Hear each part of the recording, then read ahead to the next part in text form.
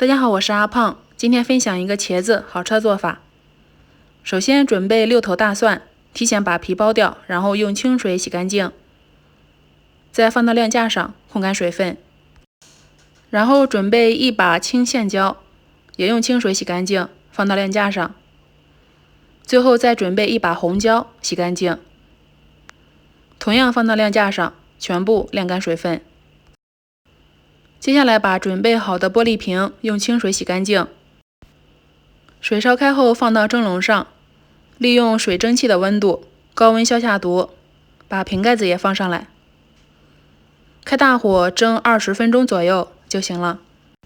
这个时候是不需要盖锅盖的。然后再把买来的10斤茄子用清水把表面洗干净。去年做了5斤不够吃，所以今年做了10斤。茄子洗干净后，先把它切成3片，在中间对半切开，最后再切2刀就行了。放到盐水里面泡上2分钟，2分钟之后控水捞出，然后再放到蒸笼上。10斤茄子我足足蒸了2笼，最后盖上锅盖，蒸至茄子软烂。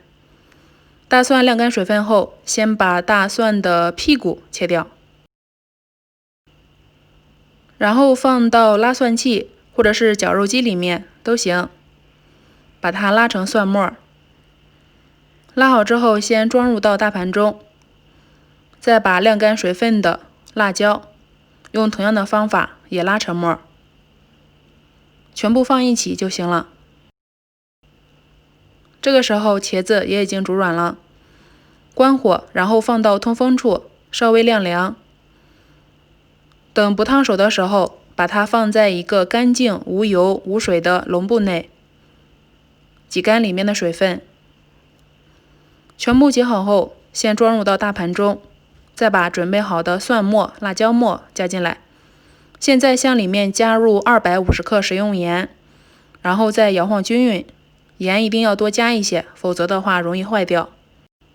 先这样摇晃均匀就行了，然后装入到消过毒的玻璃瓶内。最后封口处再撒上1层盐，盖上盖子，密封保存，可以放入冰箱冷藏保存。腌茄子就完成了，腌上1-2天就可以吃了。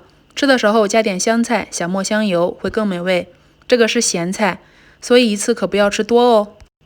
做的时候只需要记住一点，全程不要碰到食用油，放入冰箱冷藏保存，半年都不会坏。